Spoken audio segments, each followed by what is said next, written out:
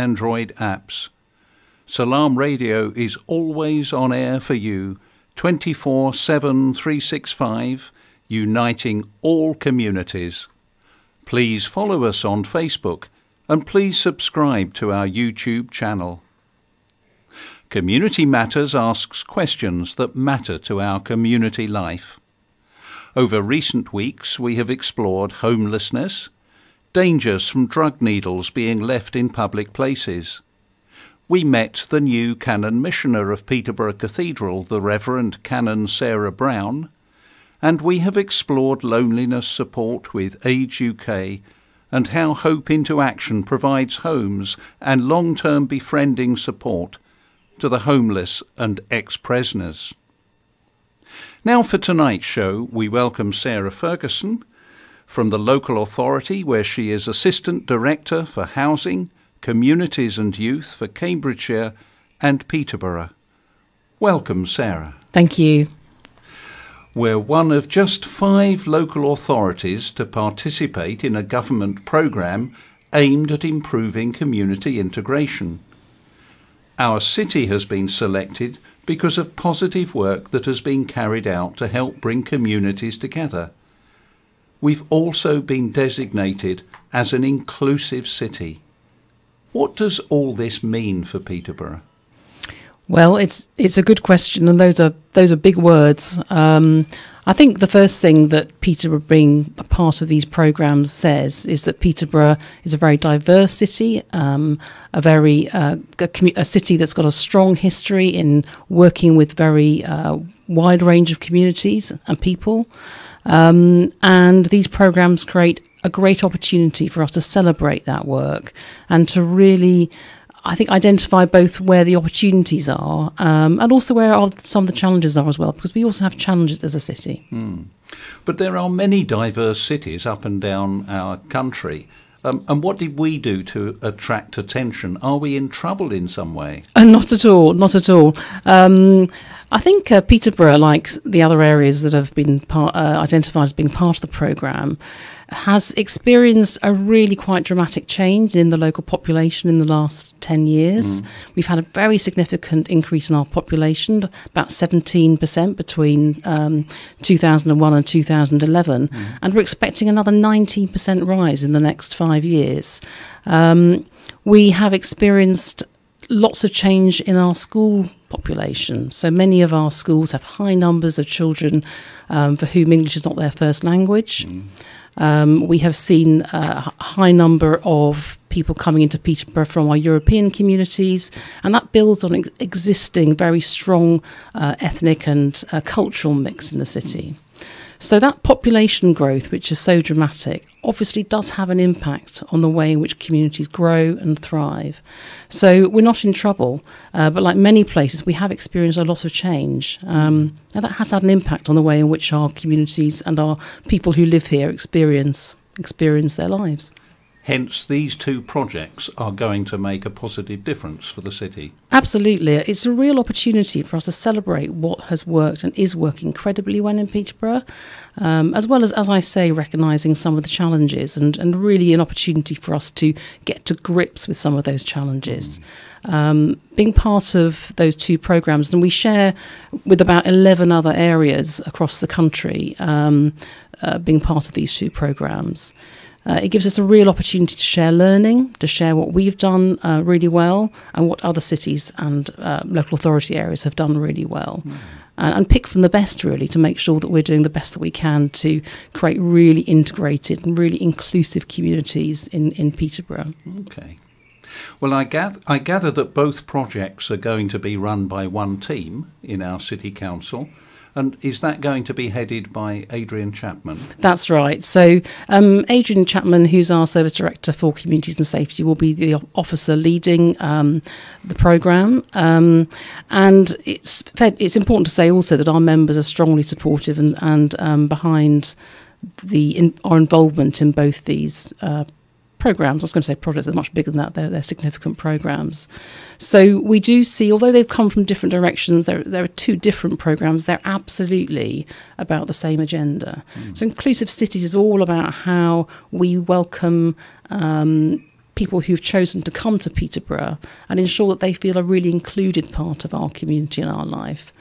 And the integration strategy is very much about how we can make sure that people feel able to be part of this city in a way that doesn't create segregated communities in our schools or in our communities, but actually really enables people to mix, to overcome barriers to learning or education, employment, and really tackle some of those issues that can get in the way of people being able to really thrive. So it's important that they come together. They are one and the same agenda. And it's a really good opportunity for us, as I said earlier, to celebrate what we're doing so well in Peterborough. Thank you. You mentioned Adrian Chapman, and I do need to give him a plug because I'm chair of Community First, which has been in existence for the last couple of years. And Adrian has been a tremendous supporter and encourager of our work.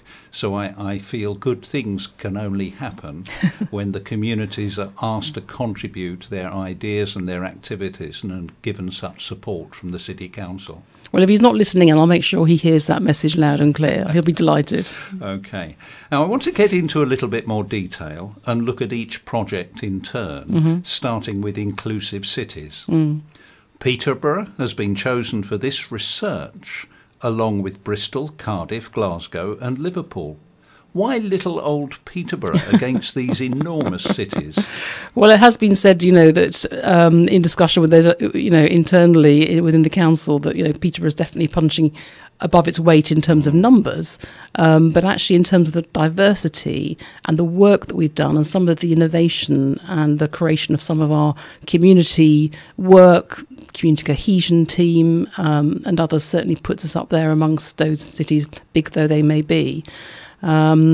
So it might feel like little old Peterborough, but actually the challenges that we've got are similar, and how we ensure that a growing and a rapidly growing community and a rapidly growing city can do so in a way that doesn't create division, doesn't create disharmony, is really, really quite critical. Now, I think, we don't see a divided community in Peterborough at all. We see a huge amount of very positive working together, and that's what we want to build on. I think the other thing it's worth reflecting upon is that growth in communities and inward migration, cities have different reasons for being part of the Inclusive Cities programme. So some cities, are really wanting to expand and grow and are keen to make sure that people are moving to those cities. In Peterborough, we've experienced population growth, and what we're wanting to do is respond really positively and proactively to that change. Now, inclusive cities, I've looked up on the internet, as you might imagine, and I find that it's a research project run by the Centre on Migration, Policy and Society, and that spells an acronym of COMPASS, and it's a research centre within the School of Anthropology and Museum Ethnography at the University of Oxford. How can these very academic people from Oxford hope to make a real difference to Peterborough? I think what they're hoping is that we'll make a real difference to their research. So what they will bring is resources, research opportunities, access to international comparisons, which I'll talk about a bit more in a moment, potential to help us access some further sources of funding potentially if we identify projects and ideas and innovation which we think can really make a difference. So they are really, really keen to make sure that they learn from our experiences, the 6 cities who are living and breathing with these changes every single day. We're the ones who can tell them what it feels like on the ground when we tell our stories about being in our communities, being in our schools, and what it feels like to live here and what it feels like to do well here.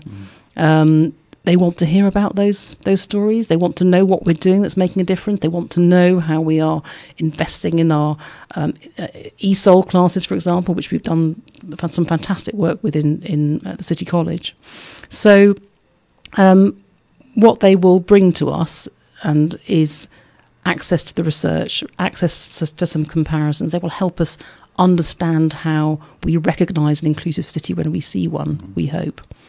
I mentioned about the international element, and it's important to sort of mention that as part of the programme for Inclusive Cities, we're also doing an exchange with America to understand how some American cities have coped with some of the inward migration that we've seen in Peterborough, and how they have coped positively and engaged with people about what it feels like to live and be part of a new and changing community.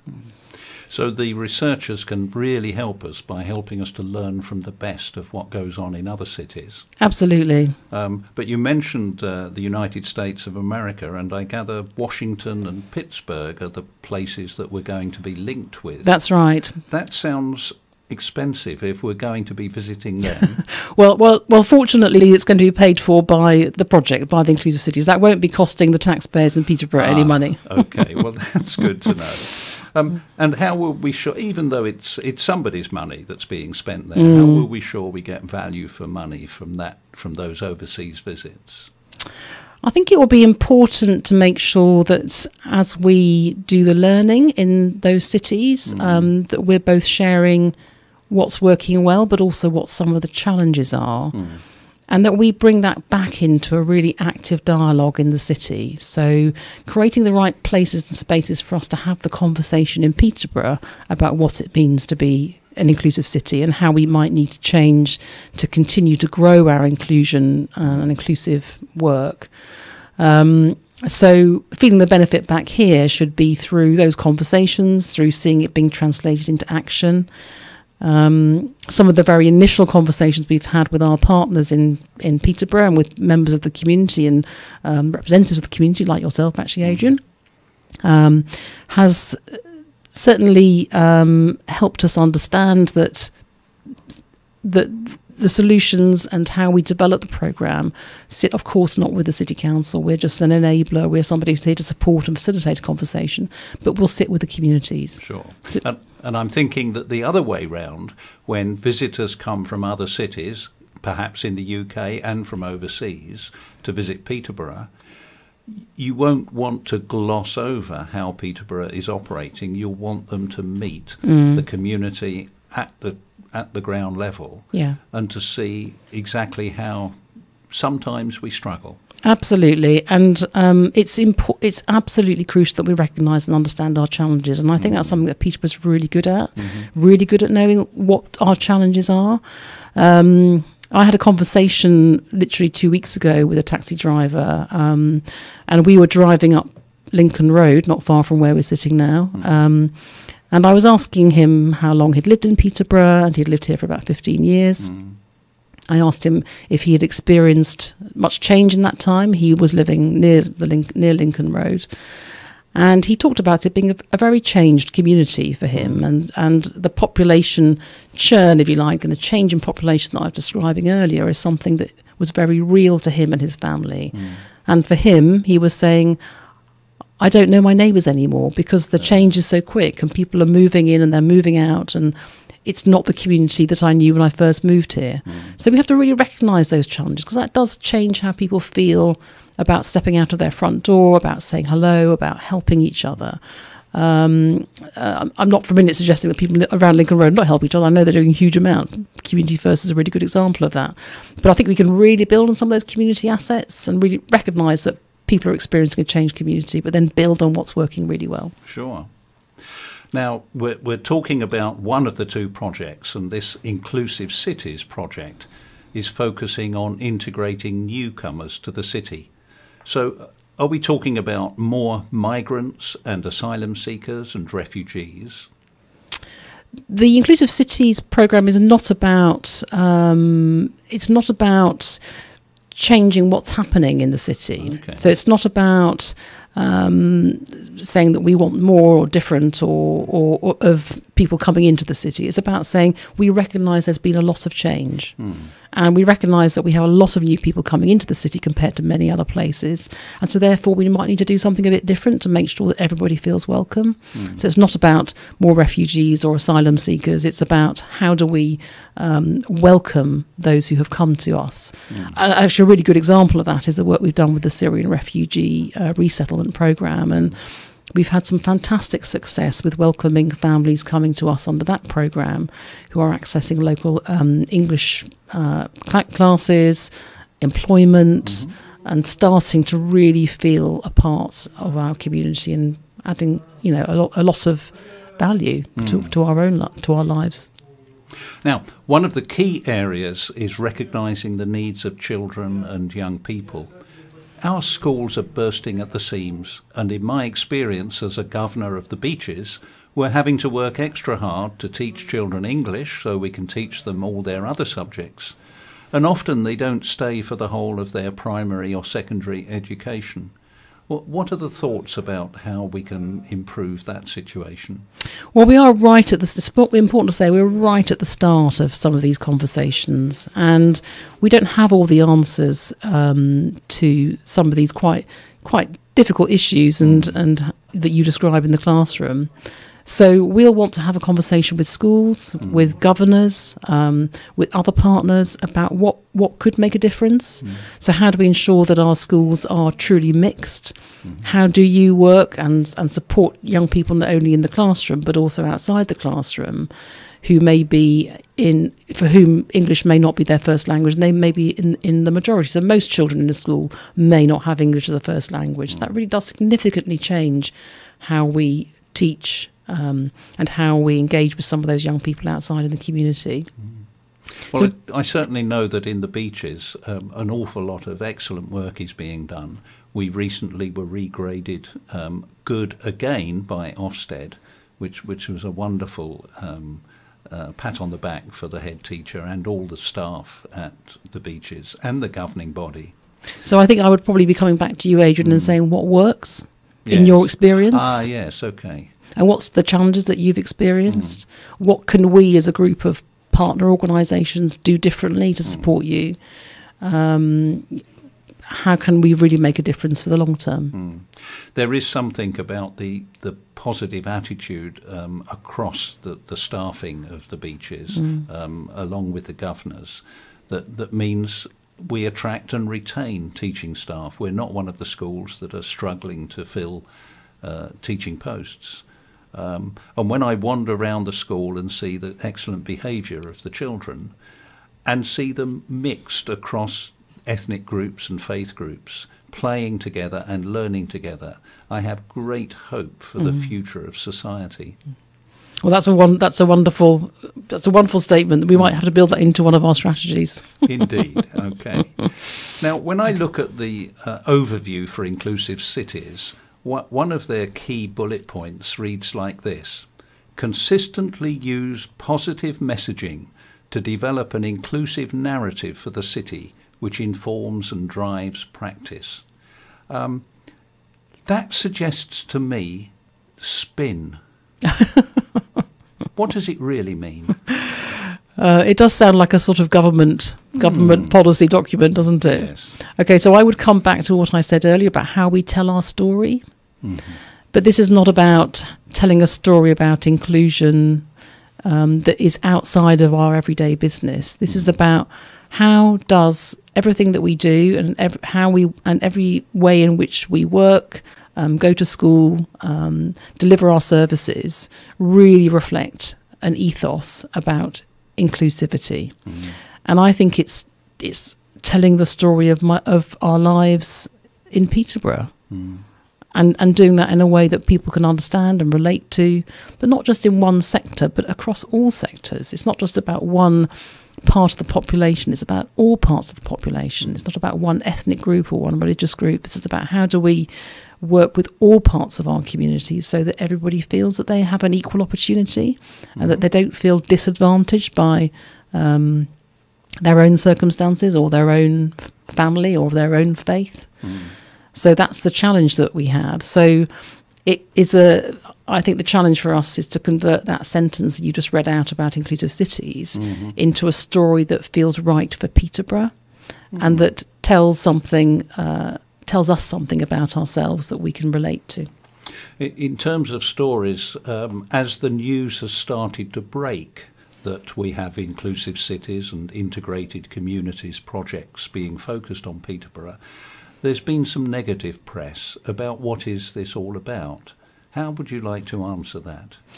I think there has been some, this is nationally, some suggestion that these programmes have come to places like Peterborough because there is a problem. As I said earlier, that is absolutely not the case. They've come to places like Peterborough because we have a good story to tell about the work that we've done, but we're also honest about our challenges, and we've shown a lot of innovation. We've invested in some of our community cohesion work. We've done some really fantastic work, for example, around the EDL marches that we've seen coming to Peterborough, where the community have really pulled together to respond in a very clear way. So there's a fantastic network of people who are telling a different story about what what inclusion means for Peterborough to some others. So I lost the thread of your question, actually. Sorry, I got off on my own thought there. Well, talking about how to develop the project work that we have. Yeah. Can I come back to the funding of this? And you mentioned that the academics from Oxford, the researchers, are going to be able to guide us towards sources of funding for specific projects. Is that how the programme is going to really work? Potentially. I mean, that's not a given. That's just about if we come up with a good idea, we've got access to people who know about a lot of other things that we might not know about, and that could be very helpful. I think the learning for me from the other cities is really key. And we've had one meeting in Glasgow of all the cities. We spent 2 days together where we had a good opportunity to share, as I say, what the opportunities and the challenges are. There's a lot of common ground across our cities. We're very different population sizes, but we're facing similar challenges, but also similarly seeing where we could do differently. So English and how we develop opportunities to learn English when people first arrive in our communities, thinking about how we tackle poverty, people who may not have access to a lot of money and what we can do to help people access money, issues about housing and homelessness. These are the things that are exercising us as local authorities. And I think the Inclusive Cities programme, which I think shines a light on the fact that our economies are challenged by that change in population and growth in population. It provides us a good opportunity to think differently about how might we respond. You mentioned ESOL, and is it a programme at the City College that's really taken off well? That's right, and we've been very successful in securing Controlling Migration Fund in Peterborough as well. Another good example of where we've really been able to draw in funding to support our work here.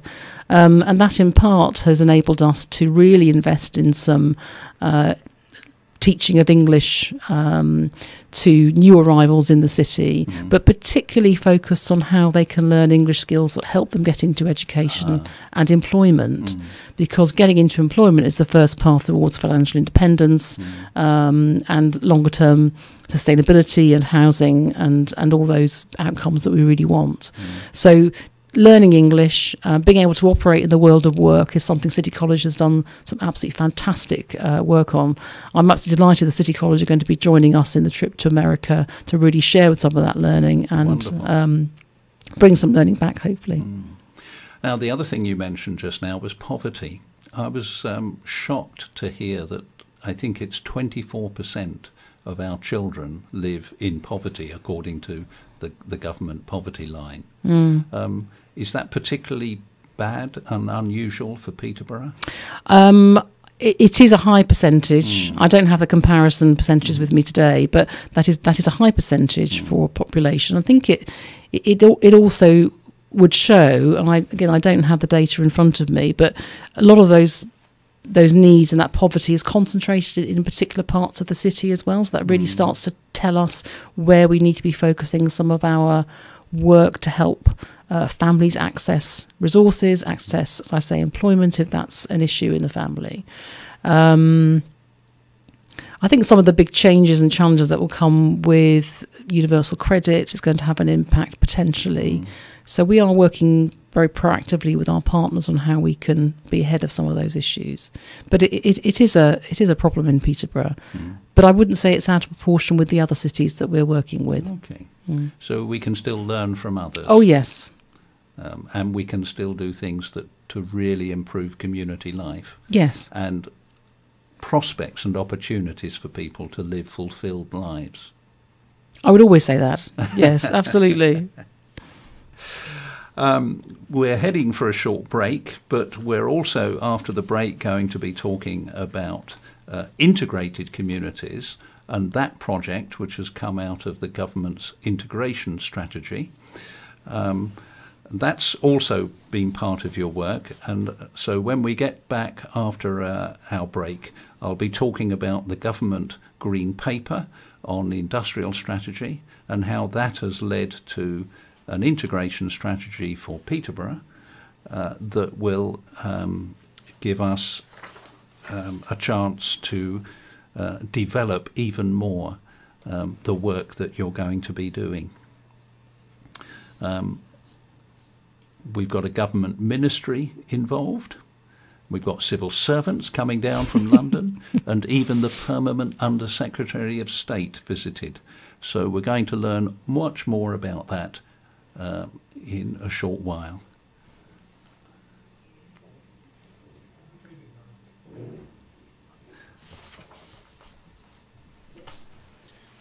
Hang on. Lost.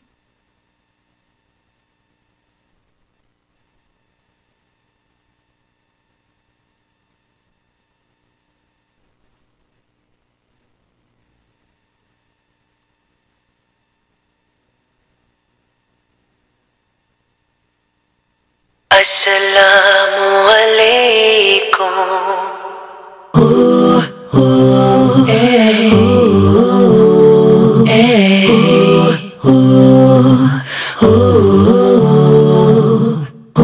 Brothers and sisters of the world and all humanity, there is a lady that we adore, the mother of believers, the special one. Oh, Aisha radiyallahu anha.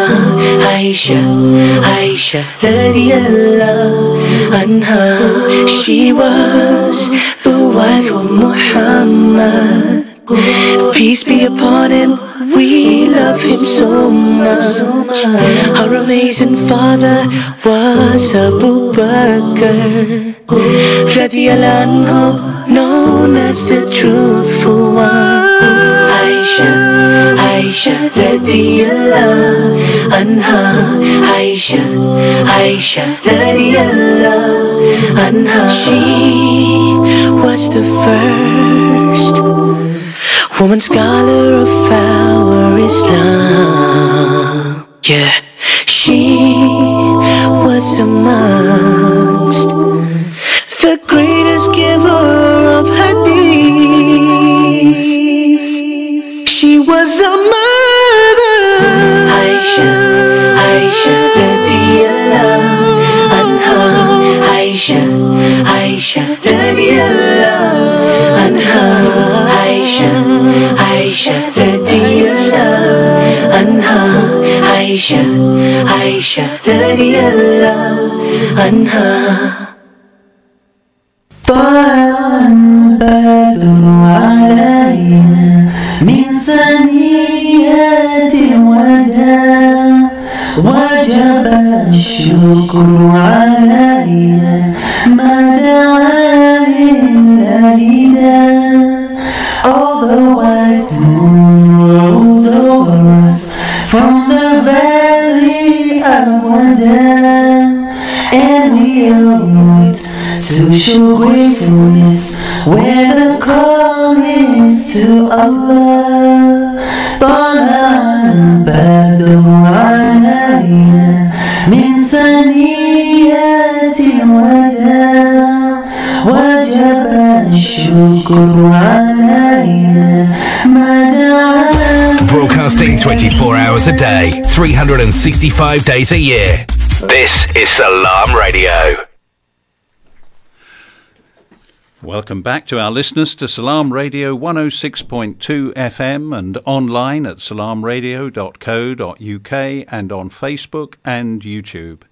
This is Adrian Holdstock presenting Community Matters, the radio show for all communities across Peterborough and beyond. My guest tonight is Sarah Ferguson, Assistant Director for Housing, Community and Youth for Cambridgeshire and Peterborough, and one of the leading lights in getting the most for Peterborough out of the Inclusive Cities programme and the Integrated Communities strategy. Welcome back, Sarah. Thank you. I wonder if we might learn a little bit more about your own story. How did you come to be working as an Assistant Director for Housing, Community and Youth? And what has been your experience of working with diverse communities? Thank you. Yes, thank you.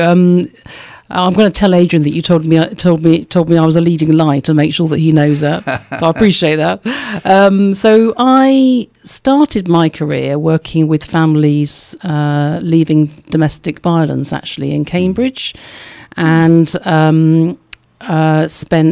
spent a number of years working in a refuge with women and children who were leaving domestic violence. That's where I started. But I moved from there into community work in North Cambridge, which very different community to Peterborough, but at the time, this was now nearly 25 years ago, a very mixed community and again quite a new community. And I spent some time, many years actually, working with the local community in different roles, managing community centres, working with community groups. I worked with a local Asian women's group around jewellery making, actually, which was a good opportunity for us to sit down and work with women in the community and give them a space to talk about their experiences and how they wanted to learn English and improve their work with their children around homework, for example. So that was a fantastic place for me to learn some of the things that perhaps I bring to bear in this work. And since that work and working at Cambridge City Council, I then went on to work across Cambridgeshire with children and young people services and led preventative services in Cambridgeshire for a number of years until last year, when I started to get more involved in Peterborough.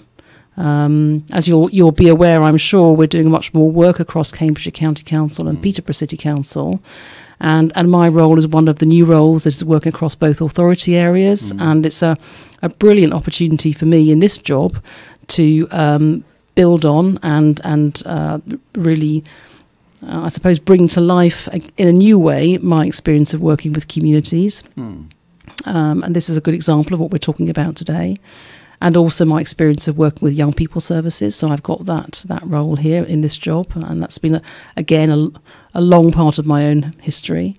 And housing, which is such an integral part of people's capacity to live fulfilling lives. So I see these as very interconnected agendas. And the ministry is called, that we're now working to on the integration strategy, is called the Ministry of Housing, Communities and Local Government. So I think Peter is very much ahead of the game in having chosen my job title. You could almost be the Assistant Director of that same title. Yes. Housing, Communities and Local Government. Absolutely. Yes, exactly. They employ me in the ministry. That'd be very nice. So has this project been tacked on to your existing role, or have you come in to take on this as a lead project? Well, it's been tacked on to it in the sense that it's part of what I'm already doing and working on. So it's a really natural evolution. Thinking about how we grow communities at a sort of city-wide level, as well as at a community level, which I've had experience of doing, is the focus for the programme. But we can only do it at a city-wide level if we get it right at a community level. So it's been tacked on to my existing job, but it's very much an integral part of it. If that makes sense. It sounds like a slight contradiction, but... It does, but I will give you that plug again. You're going to be one of the leading lights in managing the programme. Thank you, Adrian. Now let's turn to the integration strategy part of your work. And I think we'd better start by understanding what integration means and what it doesn't mean. What do you think? Yes, interestingly enough, I think the terms integration and inclusion often get used one for the other interchangeably. So you could say they're one and the same thing, or I think they mean slightly different things in these programs. So I think integration is about how we celebrate difference together, how we celebrate the diversity and the mix of what we bring from our cultures and our heritage and the stories that we bring, but that we do that in a way that really combines some of our core values, which we share across many faiths and sectors and communities. So I think that's what it means to me. And I guess what it doesn't mean is something about assimilating everyone to be the same. Not at all. And I think the whole thing about celebrating diversity together, making sure that we recognise the individual assets and strengths and the fantastic wonderment, really, of all the different colours that we bring from our own perspective, has got to be one of the great opportunities and one of the great joys of living in a very mixed and vibrant and changing community. Sure. I know, though, that in my own ministry, particularly older folk that I meet in Peterborough, sometimes surprise me by saying they are the original Peterborians. And I do hope that there is room for them to be included. It is so important. And as I said earlier, this is not about inclusion for people who are arriving in the city. It's not about inclusion for certain parts of the community. It's inclusion for everybody. It's integration for everybody. This will not work if we look at it in silos, if you like. It's got to be something that we embrace wholeheartedly as a whole community, where we really celebrate our older members of the community, people who've lived here all their lives, people who bring all that cultural experience of their own into this work. Sure. Okay, where does all this come from? Let me just share that last year, towards the end of last year, the government published a green paper, which is, being a green paper, it's a consultation document on our nation's industrial strategy and how we will build a Britain that is fit for the future, including promoting good jobs and opportunities for people to reach their full potential throughout their working lives. And I particularly like the sound of that, because a chance for people to do the work that they're capable of rising to and enjoy being fulfilled in doing that work. I really applaud that aspect of the strategy. But the strategy goes on to talk about, and I quote, taking forward specific steps to tackle the most persistent and gravest inequalities in our society.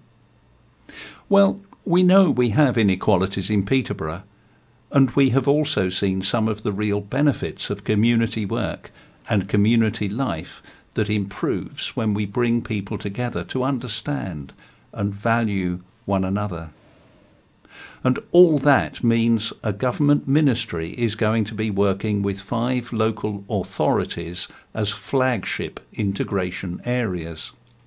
These are Blackburn with Darwen, Bradford, Walsall, Waltham Forest and Peterborough. Now, is it just coincidence we've been chosen for this project along with Inclusive Cities? I think it is. I say I think because I'm not absolutely sure. I think it is coincidental, but it's actually a huge bonus for us because one will benefit the other. We will get all the research and the exchange of intelligence and knowledge and learning that will through the Inclusive Cities programme and the 5 other cities and the 2 in America.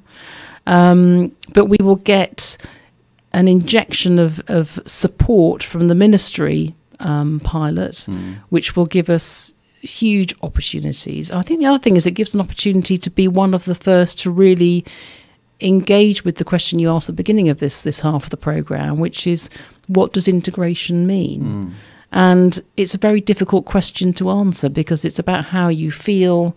It's about how you feel when you step out into the world and how you feel in your home and all of those things. But actually, how do we know that we've been successful is a very, very difficult question to answer. So one of the things the ministry is really keen to do as part of the 2-year pilot is to work with us on finding measures of success. So how would we in Peterborough judge that we had an integrated city?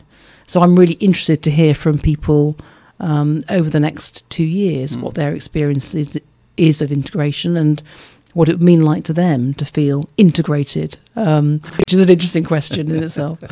So, yeah, I think it's going to be a great opportunity for us to really delve into those questions, but also to really accelerate some of the existing work that we're doing, which I've talked about already this evening. But, you know, we're already doing such a huge amount of work and we want to build on that success. It's important that we don't... the ministry isn't here to tell us what to do. The ministry is here to really understand what we're doing well, give us ideas about what we might be able to do differently, and support us in that work. Surely. You've mentioned the ministry a few times. Let me just explain that civil servants came from that ministry in London at the end of January. And I believe the term was to immerse themselves in the city, but just for a day, yes. To see how Peterborough works and what the various leaders from business and faith groups and education and community groups all think about integration. Were you involved in that day? How do you think it went? I was, and I'll be interested to hear how you thought it went as well, Adrian, because you were there. Yes. But I think it went very well. I think we were able to show to the ministry that we know ourselves really well, that we've got really good information about our communities and that we've been able to act on that. But also that we are very aware of what our challenges are and how we need to move them forward. So they had a lot of time spent with community groups and leaders, as you mentioned, and also had an opportunity to visit community centres and other parts of the city so they could see some of our communities in action. And I think they were impressed with what they saw, and they were impressed with the strength of the connections and links between our faith groups, between our community groups, and I think could really feel the difference. Hopefully, I haven't been on the other immersive visits, but I certainly felt proud to be there representing a bit of Peterborough. Sure. I only joined in for the hours gathering of community and business and faith leaders, but I felt that those civil servants who came with open minds, penetrating questions. And I felt that they were learning. They seemed to be on quite a steep learning curve as to what life is like in Peterborough. Unless you live in such a diverse community, you really cannot just look at it from the outside and understand how it ticks, how it works, and what its challenges are.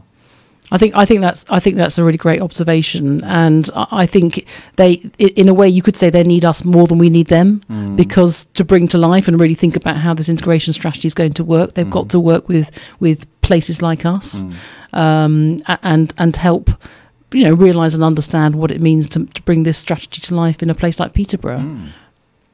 So we then had a follow-up visit from some top civil servants, including the Permanent Under-Secretary of State for that department. Have you had any further feedback from them? I haven't. Obviously, I'm aware that they visited, again, had an opportunity to visit projects and came to your church, I think, Adrian, on the day. So again, I think it was a very successful visit. They had an opportunity to meet with our Chief Executive, Gillian Beasley. And I think it's all part of gathering the intelligence about what it is like to be in Peterborough. So we are under quite a lot of investigation at the moment from these programmes and from the government. But that's a great, I say investigation, interest, I should add. Yes. But that is a really good chance for us to show what we're doing and where we need some help and assistance, really. Again, I was impressed by their questioning and their attentiveness to what we were explaining about community life. And it happened to be the week of the big freeze when we had opened St Mark's Church Hall during the day for our homeless guests to join us and to give them shelter. And they went into the hall and met them and were very pleased to meet others of our community who've perhaps fallen on hard times. So it's good that people from London and from ministries are seeing real life. I couldn't agree more, and I think they would probably say themselves they spend a lot of time writing policies and researching and looking at what works elsewhere, but we will bring it to life for them. Absolutely. So let's come down to the programme, the combined programmes that you are now involved in. What's happening right now? That they're getting underway? Have they started? You've mentioned going to Glasgow for a couple of days. Where have the programmes got to? Well, we're right at the beginning, really, of starting to shape what we think the priorities for Peterborough could be, and we're sort of our thinking is focusing around three areas. One is about how can we build and continue to build trust, support, and respect within and between our communities, and really foster that sense of community belonging. So that's a kind of a focus for us, and how do we do that in Peterborough? And that will include thinking about how we place young people at the heart of what we do, how we build or continue to build effective relationships with community leaders and the faith groups that you've mentioned. How do we build on our festivals and community events? There's a great, history here and practice of festivals and celebrations, which is fabulous to see. So how do we build on that and make sure that we are supporting the most vulnerable? So there's something in that first priority about building trust, rapport, and respect within the communities and between communities. The second area that we're thinking about is how we might tackle inequalities that stop people from being able to achieve their best and their potential, which you've talked about yourself. So that will include things like how can we make sure we get English language skills to the people who need them most? How do we make sure that we're addressing some of our really quite significant health inequalities in the city? And our third priority is around keeping our communities safe. So how do we make sure that we have really safe communities where people feel safe and want to live? So those are very much the ones that we are shaping in Peterborough. The government has 8 themes around the whole programme, but it's really crucial that this programme, the integration strategy and the inclusive cities work, delivers what we want to do and what's right for Peterborough. It's not about doing what's right for the integration strategy at the ministry or doing what's right for the inclusive cities programme. It's about doing what's right for the city. And we think those themes will give us a good conversation starter. So we're starting to shape those themes, but the very next and key step is to build on the conversation we started on the day that you describe, Adrian, with our community partners and business partners and faith sector and communities. So we need to go out there and have a conversation with young people and with other groups about what does this mean for you, and what do you think is important about how we take the programme forward. So there's going to be a series of meetings, gatherings, invitations? Yes, and we just haven't quite worked out what those look like yet. So we're at quite a rapid pace with the ministry behind us, which is good because it's kind of giving a good sense of momentum about the programme. So we're just at the stage of shaping that at the moment, but we will be coming out and talking more about what those opportunities will be. But we're really, really keen to hear from listeners to this programme and anybody who's part of Peterborough Life, really, about their ideas and thoughts about what integration means for them and what inclusion means for them. We'd be absolutely delighted to hear people's views. How might they be able to express those views? Is there somewhere they can send information in or put it through the internet? Well, we haven't got that set up at the moment, but I'm very happy for people to email me directly at the council, or if you have a way of doing that through Salaam Radio, very happy to take feedback through the station. Well, Salaam Radio and Community First have Facebook pages. Yeah, brilliant. And, I'm sure that comments we can forward to you. We would love to hear them. So there is a real invitation to everyone who's tuning in to contribute to this early stage of the integration programme and let the programme managers, and particularly Sarah Ferguson, the leading light of this programme, and Adrian Chapman. Yes, give him another plug. The head. To let them know what you think should be going on, how you think things should be measured, what do you think you don't want to see resources wasted on, how you think Peterborough could be developed even further as an integrated community and inclusive city. Now, I'm going to read a little from the strategy that the government have pushed out. It says this: we need to be prepared to be bold and innovative to get to the heart of some of the most persistent challenges. That is why we have chosen to work with local authorities that have already demonstrated a keen grasp of the challenges they face and shown a desire to try new things and learn what works. Learning from these areas about what works, and just as importantly what doesn't work, will be shared more widely. That's a lovely ambition in there. So there are things that we've done well and we should value and share with others, and there are things that haven't gone so well, and we need to learn from others how they could be improved. And again, a reminder to everyone to send in your comments and thoughts about what has worked well, and let's celebrate that and say thank you, and what hasn't worked well, and why you think it hasn't worked well, so we can learn from that and see what we can do better. How much will all this cost? The ministry is preparing to put some money where its mouth is and support some of this work in Peterborough.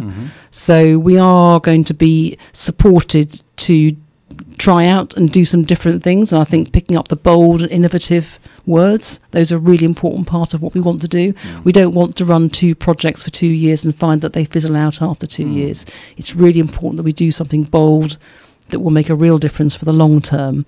This is not a short-term programme just to fiddle around the edges. This is about really making a dramatic change to what we're doing in Peterborough. And the ministry are prepared and are putting some funding in towards supporting us to do that. Now, if I wanted to be a little sceptical and critical, I'd look back and say there have been previous programmes to see improvements in the city, and I'm not entirely sure that they've come out fully successful. Let me set you a challenge. In September 2011, the Peterborough Evening Telegraph reported on Operation Can Do. And they said it's an action plan to revitalise some of the most deprived yet diverse areas of Peterborough, and over the next 10 years a partnership of City Council, Police, Fire Service, Health, voluntary and community organisations intend to transform the areas of Millfield and New England. So we've heard it all before. What do you say to that? Well, I think, as you know, as a community leader, getting a good agreement about how you take forward a programme can take time across communities. So I'm not sure about all the history from before I was in Peterborough, so I can't kind of comment on the history. But I do know it takes a long time to get community action, and I do understand also that when a programme sets out with some ambitious plans, it can lead to disappointment in communities if we feel that we've set out a stall and then there is very quick results that can be really visible and felt by the community. What I can say is that there's a huge amount of work going on to make sure that that investment in the Can-Do area is really starting to, take flight. We have millions of pounds investment about to be committed in the Can-Do area. And we have a programme manager newly appointed who is going to put some real energy behind making those things happen. So I'm hoping that going forwards there will be a renewed sense of confidence in that particular programme. But I think we do have to recognise that sometimes it's not easy putting these programmes together. I think what's different with these 2 programmes that we've been talking about this evening is that it is a time of change for the city, and it's a time when public sector is having to change with its partners. So there's a real imperative to make sure we do it. There is an Can-Do team still, but I think they're going to become part of your programme? That's right, absolutely. Yeah. So we see them very much fitting in as part of the integration partnership, which we're going to establish with local community leaders. So setting up a partnership that will oversee the programme is going to be a really important part of getting that ownership of the programme and making sure that we're really driving it forwards. And I know one of the changes, very innovative from Peterborough, was the Safer Peterborough Prevention and Enforcement Service. And that combined council, police, fire service and prison staff into a single managed service. That's been going for 18 months now, and I'm looking forward to more innovations that come from your programme. Sarah Ferguson, thank you so very much for joining me on Community Matters tonight. Well, that's all we have time for tonight on Community Matters. Remember, you are the community that matters wherever you are, and we'd like to hear from anyone who wishes to see a community that lives in peace and harmony. Salaam, shalom, and the peace of God to you all. Good night. You're listening to Salaam Radio, and it's now time for Isha Azan. Allahu Akbar, Allah.